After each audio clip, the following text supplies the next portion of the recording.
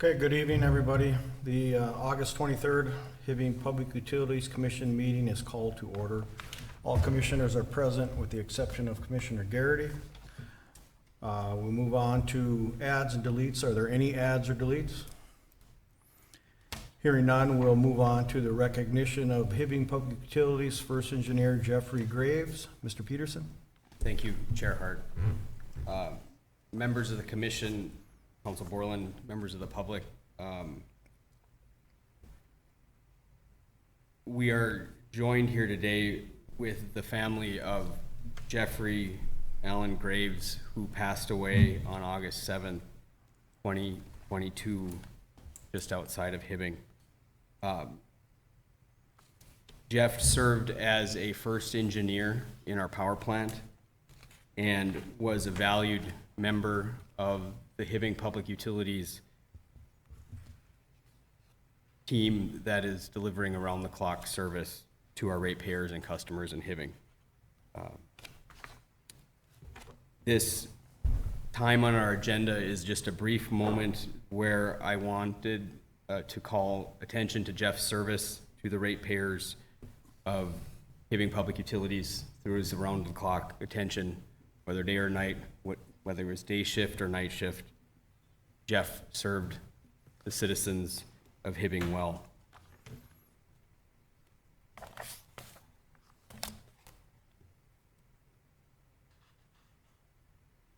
Jeff also served the country overseas in Afghanistan on multiple tours of duty and in Keewatin on the fire department. On behalf of the whole Public Utilities Commission, I just wanted to express our deepest sympathies to Jeff's family, his wife Lisa, his mother Jewel, his father David, and his sons Mason and Zeb. Jeff will forever be in our thoughts, and we know this time will not be easy, but we know our lives were made better by Jeff's presence in it in service to our community.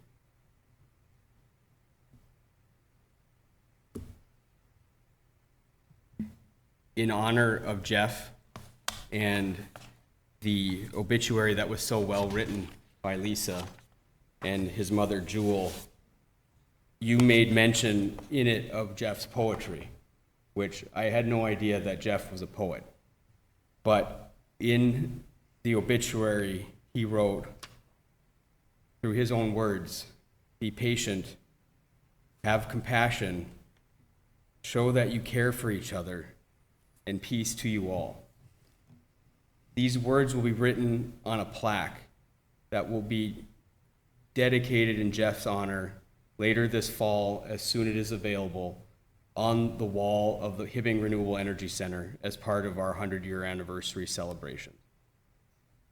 This motto of selfless commitment to duty and service is an example to all of us here in Hibbing today, and it's important for future generations to come that they see those words and know that Jeff wrote them, not just for himself, but for all of us here today, to teach us how to be better citizens, better stewards of where we are, and also better in service of our customers.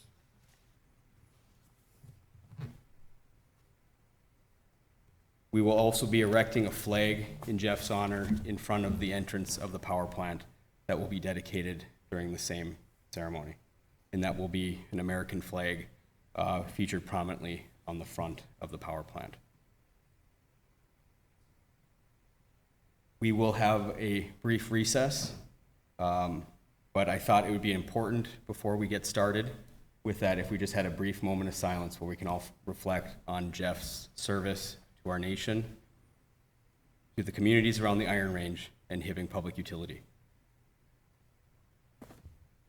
With that in mind, Chair Hart, I would request that we go into a 1-minute moment of silence, followed by a recess, which you would be able to call at your discretion. I will start my timer.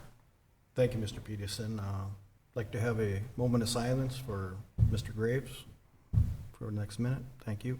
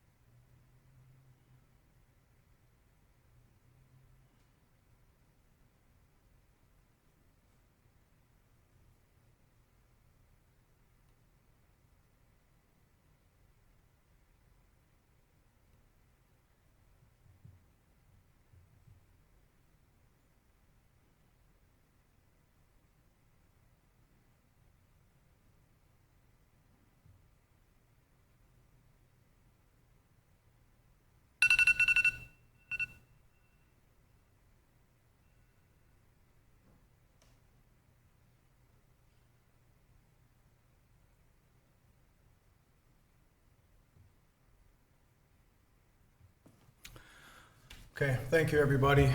We're gonna move down. I'm gonna recess the meeting for a short time here. We're gonna move down to the conference room below where we can all meet the family and friends of Mr. Graves. Thank you.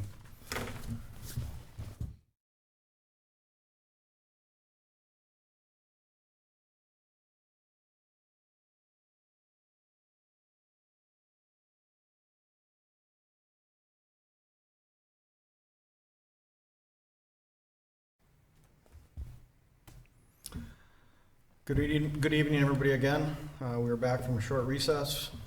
Next item on the agenda will be the Citizens Forum. I have not been presented with anything. We'll move to number 5, approval of the minutes of the July 27th, 2022 commission meeting. What will be the wish of the commission? Make a motion. Second. We have a motion by Commissioner Andrea, support by Commissioner Babbage to approve the minutes of the July 27th meeting. Any further discussion? Hearing none, all those in favor signify by saying aye. Aye. Opposed? Motion carried. Move on to the consent agenda. Item A, approve invoices greater than 10,000 and approve bills and ACH transfers dated July 23rd to August 19, 2022. Item 6B, approve payroll paid and overtime report for the July 28th and August 11, 2022 pay dates. Item C, approve Hibbing Public Utility travel expenditures from January 1st, 2022 to August 19, 2022. Item 6D, approve indemnification with Bolt Construction for a 12-inch tap along Highway 169 for 10 years. Item 6E, approve donation to Habitat for Humanity at 2525 19th Avenue East. Item 6F, authorize MPCA air permit performance testing in the amount of $76,850 not to exceed to Alliance, formerly Interpool Labs. Item 6G, approve the 2021 audited financials. Item 6H, approve audit follow-up items, which are authorized official depositories, which would be Security State Bank, American Bank, Wells Fargo Investment Services, U.S. Bank, National Bank of Commerce, and Express Bill Pay. Second item would be approve employee policy, EMPL 124, employee recognition policy. What will be the wish of the commission? Motion to approve. Support. We have a motion by Commissioner Bayless, support by Commissioner Andrea to approve consent agenda items A through H. Any further discussion? Hearing none, all those in favor signify by saying aye. Aye. Approved. Motion carried. Next item will be financials and risk management. Item 7A, presentation of rates analysts and factors affecting affordability. Mr. Peterson? Thank you, Chair Hart. Commissioners, ahead of you, following up with our work session earlier in the month, management was directed to report back to the commission the appropriate amount of cost adjustment for the preceding calendar year. Management has compiled 3 different scenarios of cost adjustments of 5%, 3%, and 7% that resulted in the rate revenue increase that you will see summarized of an improvement of revenue of either $800,000, $1.4 million, or $2 million respectively for the various cost adjustment levels. We understand that it has been a difficult time to pass on cost adjustments to our customers, and as a result, Hibbing Public Utilities has not increased rates since 2020, the summer of 2020. And as our audit showed, and as our auditors were discussing, that it is the time for HPU to start readjusting its cost to better reflect its expenses. And with all that, we want to be very careful to balance increasing rates with affordability to customers. And for that reason, whatever commission decides for the cost adjustment, I would also like to improve to double our budget on low-income conservation improvement spending, which is mandated by the state of Minnesota, to increase that so that those families that are least able to pay for any increased rates are able do that. And so that budget is not before you here. We are working with our annual filing for conservation improvement right now, but we are expecting to want to increase that budget to about $50,000, doubling from $25,000. So all that said, I am recommending a cost increase of 5% across the board. That would apply to the variable costs of all of our utilities. And with that, we can expect to make the revenue improvements that we can, which are as I reflected below, about $1.4 million. Thank you, Mr. Peterson. And for clarification, you said variable rate. I would term that usage rates, not service charges. Thank you. Thank you, Chair. Okay, what will be the wish of the commission? I guess I just want to, just start a little bit of discussion. Just out of curiosity, during the working session, we had mentioned about the rates from the other, like from Virginia. Did you ever get those? We did, and by and large, HPU rates are lower than any neighboring. Okay. So that was a big factor in all of that. I think there's a lot of press for the expensive public utilities that are out there on Facebook. And I think we need to put that where it is and understand that our rates are very affordable for the region. And in order to continue to provide reliable service in having a fully staffed utility, we need to be able to keep up with the increasing costs that we see both on our commodities as well as on our supplies that go into support the utility operation.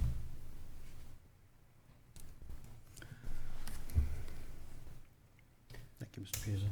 Mr. Bayless? Just to touch on it, I know when we talked about it before, we were considering doing 2 or small incremental increases instead of one larger one right before heating season. What's the theory behind what you want to do now, or does the other one just not work? I'm recommending one at this point, just as kind of a beginning, and remind you too that we are still looking at our financials for the rest of the year, and I think a secondary rate increase should come if it's needed after those financials. So it would be my expectation that we would be able to start with this rate adjustment, and if we do well, maybe not have to have a secondary one.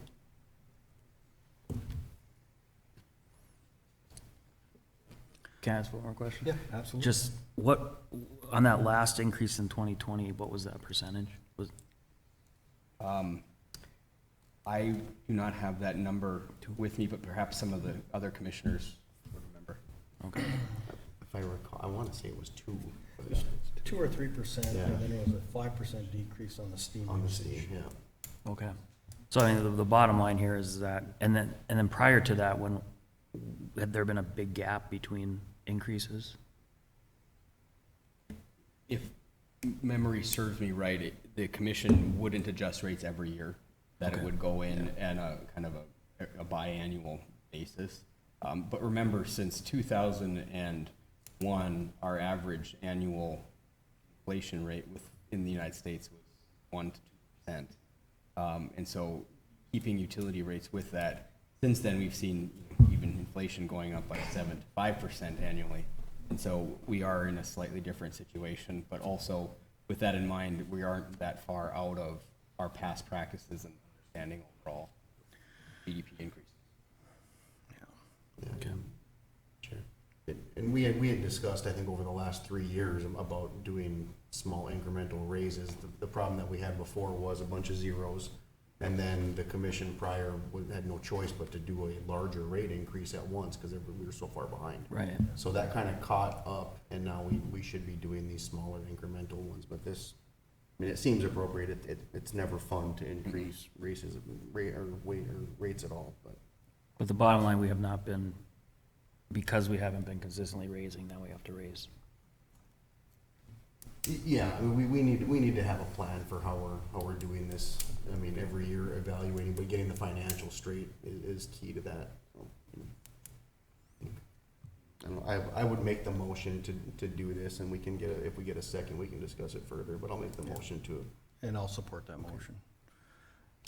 And really, the commodities have increased more than 5%. We've got to start adjusting our rates to not lose money. So this is part of municipal government, and it's unfortunate, but it's a reality. And I believe our rates are pretty competitive with the surrounding communities, even at the 5% increase. So I'm okay with it. Any other discussion? Hearing none? All those in favor signify by saying aye. Aye. Opposed? Motion carried. Next item will be item 8A, approved organized chart dated 08/18/822. Thank you, Chair. I'd also like to combine this item with 8B, if that's appropriate, for approving the job description. Thank you, Chair, Commissioners. Attached ahead of you is the organizational chart for Hibbing Public Utilities, and as we've been wanting to understand our core operations and work efficiently with what we have so we don't have to pass on more costs to our ratepayers, we've been very slow to add management staff, as you can see. And as a result, a lot has fallen to the existing management staff that's sitting here in the room with you right now, as well as Terry Freider and some additional part-time resources. But with all that, I think it is time to add a manager of utility operations to our organization chart that would provide day-to-day supervision of our field utilities, especially, and then be involved with overall management of the customer experience around those field operation utilities. So, with that in mind, I'd be happy to answer any questions that the commissions might have about updated jobs. Thank you, Mr. Peterson. I think we've got a good job description here. And I think the operations manager will be an asset to the utility, if not a necessity. So I would make a motion to approve the job description and posting for operations manager. Is there support? I'll support that. We have a motion by Chairman Hart, support by Commissioner Andrea, to approve the job description and posting for utility operations manager position. Any discussion? I just have a question. This started with the org chart, did it not? Yes. Were you looking for an approval on the org chart also? or Just combined with the org chart in there as that position. So I had a discussion, can we handle that separately by chance? Sure. I want to talk about the org chart just Okay. for a second before we approve that. Okay. Any further discussion on the posting and approval of the operations manager? All those in favor signify by saying aye. Aye. Opposed, motion carried. Next item will be discussion and approval of the organization chart. Sure. So just in reference, and I mean, we spoke earlier on the phone, I'm looking at the org chart and I see everything else looks fine, but I think at the bottom of that org chart, one thing I just want to talk with the fellow commissioners about is the fact that we had cut some positions before and combined them, and this is in reference to the heat crew and the power production crew and the fire watch. We talked about help earlier, and after my conversations about it, to me, I think we were kind of on the mode before in the org chart where we weren't producing electricity, and that's when we cut those positions out. So I'm curious if we have just a quick conversation about how that might work, not having those helpers in position while we're producing power again. Like, it made sense when we weren't running boiler 4, Right. and I'm just concerned that we're gonna cut out a position that we might need. So if anybody wants to elaborate or maybe tell me why we don't need them, I'd be open to that. Commissioner Bayless, you're specifically speaking about reinstating the fireman helper position? I'm not necessarily asking to reinstate, but I feel like that position was cut out because we didn't produce electricity. We were running boiler 4 and it was basically mothballed at the time. Right. We cut that out at that time. Now we're back up and running. It makes sense to have extra in that department for those purposes, in my mind. I don't disagree, Commissioner Bayless. I do want to be careful about having personnel and organization structures to conversations in an open meeting, particularly because, you know, I think that's where a lot of strategic work of commissions and public bodies are hijacked by personnel issues to the detriment of the future stability. And so for that reason, you know, I would probably have a more in-depth conversation, you know, at a different time if the commission was interested in that. The issues that I see right now is we need people that we can train. While I recognize that there's been a structure in place for many years in various departments of utility, and I understand the need to increase headcount, I'm wanting to be careful to avoid reinstating the past, because there's a lot that went on with the past that maybe didn't make sense. I honor and respect all of the structures we have in our union contract. I also don't necessarily agree that doing something that we've had on the books for 40 years and been vacant for a while is the best thing to do. I'm not disagreeing at all. But I'm just saying that when we have and we restructure power plant operations to match our existing plant operations, there's a lot that we're still learning. And one thing that I'm very cognizant of is we need people. We need people with boiler license that we can train and put into our process. And there is a history of progression of the power plant that's very good and very well established. That's not the same thing that reinstating the past is the right thing. So. Thank you, Mr. Peterson.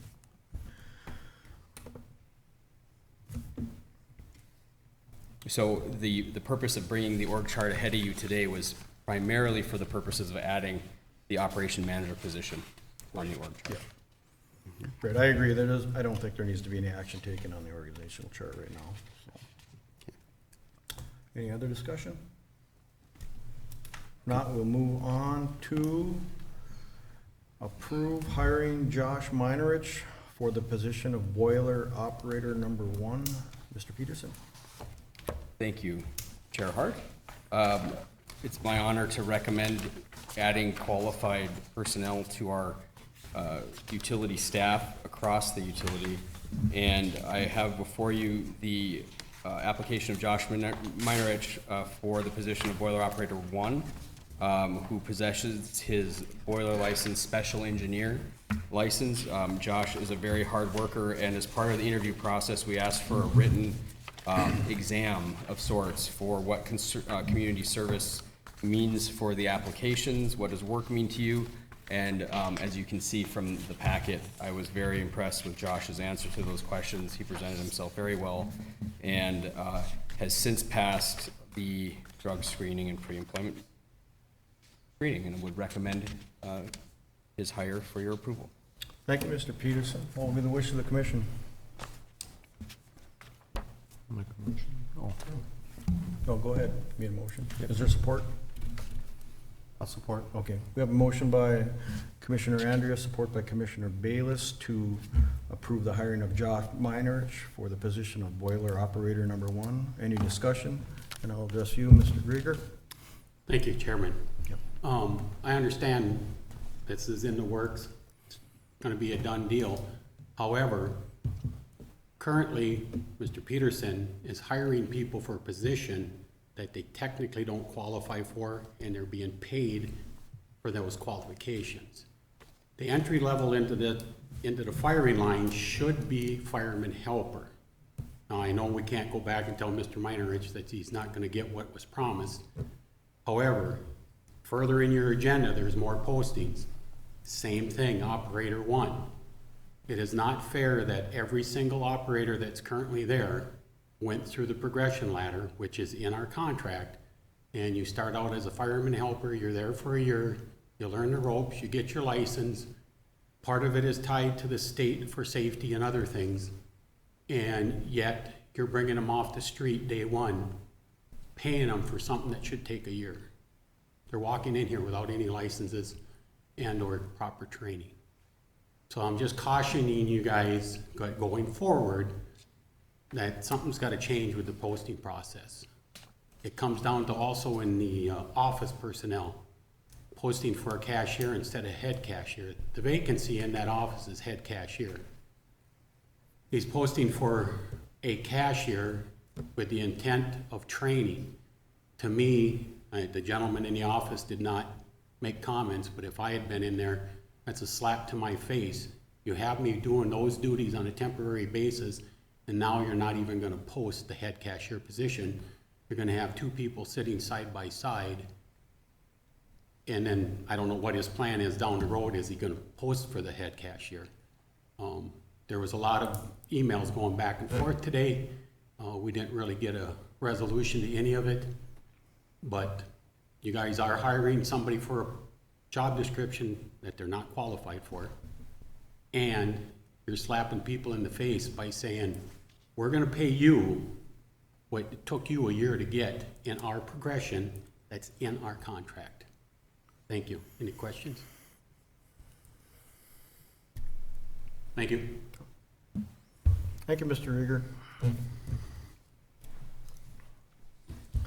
Is there any other discussion? Okay. All those in favor signify by saying aye. Aye. Opposed? Motion carried. Item 8C, approve the hiring of Brent Isaacs for the position of journeyman electrician. Mr. Peterson? Thank you, Chair Hart. Before you, I'm very pleased to report that we have filled a position of journeyman electrician for the power plant. And it has been over a year that we've had this position open. Mr. Rieger, could you please be quiet? I'm trying to talk and you're disrupting. Thank you. We are wanting to hire Brent Isaacs for the position of journeyman electrician in the power plant to help Warren Campen. This position has been open for over a year, and we would really like him to join the power plant. And I think he's able to start on September 1st after passing the pre-employment screening. Thank you, Mr. Peterson. What will be the wish of the commission? Motion to approve. Is there support? Second. Okay, we have a motion by Commissioner Bayless, support by Commissioner Babich to approve the hiring of Brent Isaacs for journeyman electrician. Any further discussion?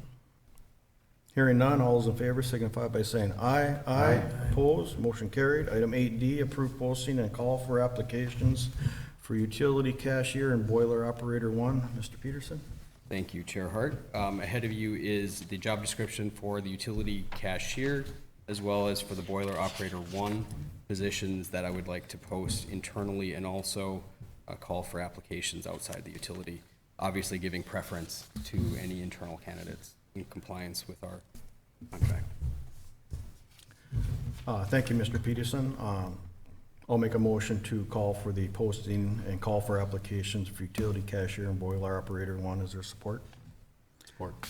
We have a motion by Chair Hart, support by Commissioner Bayless to approve the posting and call for applications for utility cashier and boiler operator number 1. Any further discussion? Can I just, real quick? Just in response to what Ms. Rieger had said, so with this utility cashier position, what is the next move about the head cashier? So we do have an existing cashier filling in that position right now. So we have that position being paid for within the utility.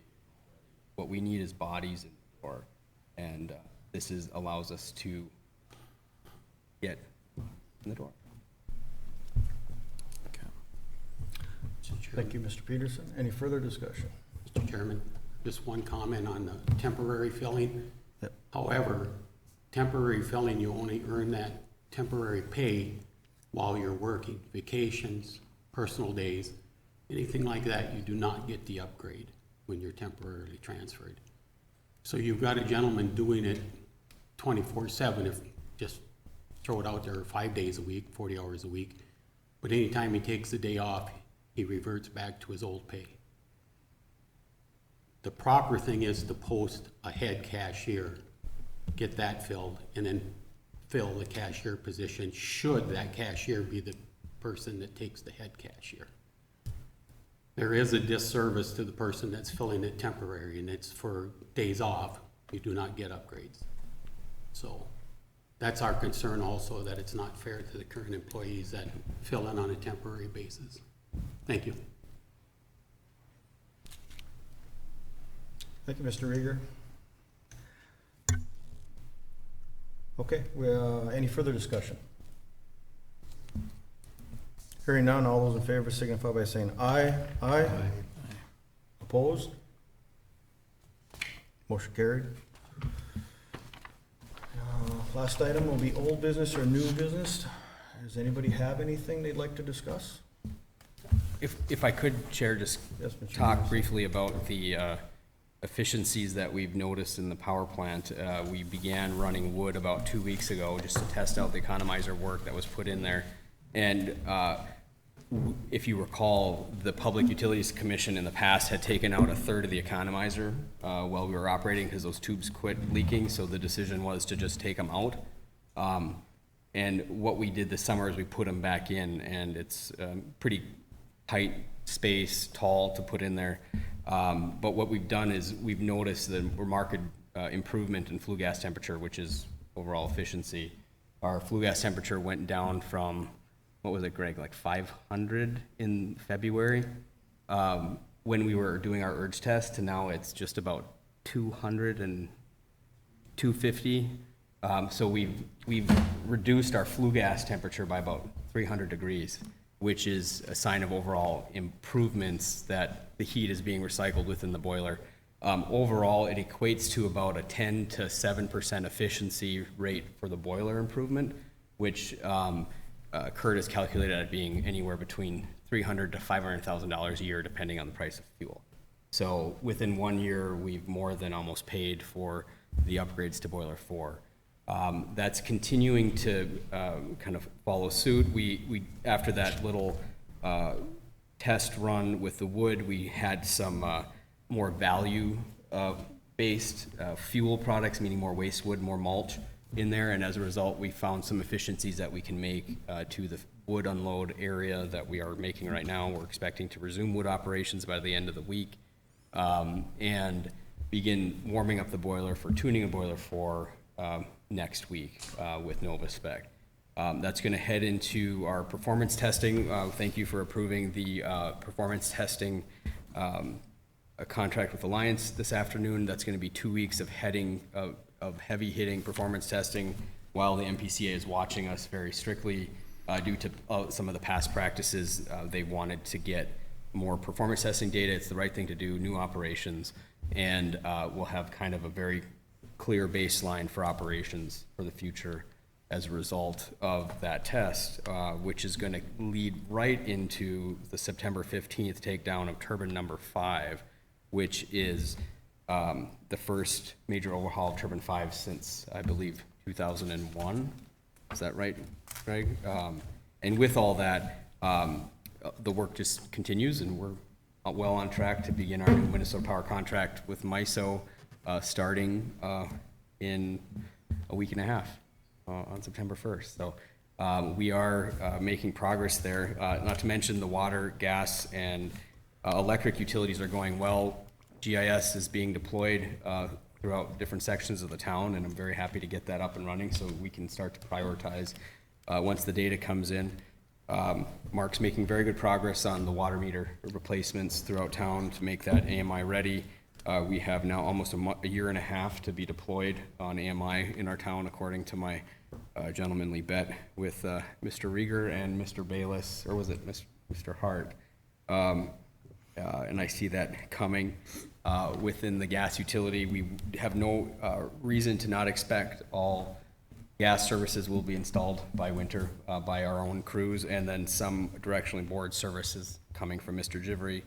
And on the water crew, we are replacing the filter media at the water treatment plant as we speak. Stack Brothers was in there today doing the first filter media fill at the backwash lagoon, and we are getting that certified by Bolton and Menk to put that in service, so our backwash filters will be fully functional by the end of the week.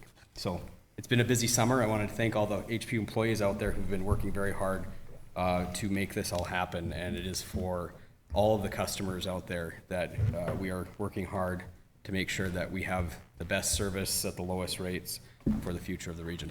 So, with that in mind, happy to answer any questions the commissioners have. We'll go from there. Thank you for the update, Mr. Peterson. Do any of the commissioners have any questions for Mr. Peterson? No? If not, do we have a motion to adjourn?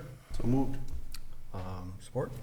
We have a motion by Commissioner Bayless, support by Commissioner Andrea to adjourn the meeting. All those in favor signify by saying aye. Aye. Opposed? Motion carried. Thank you, everybody.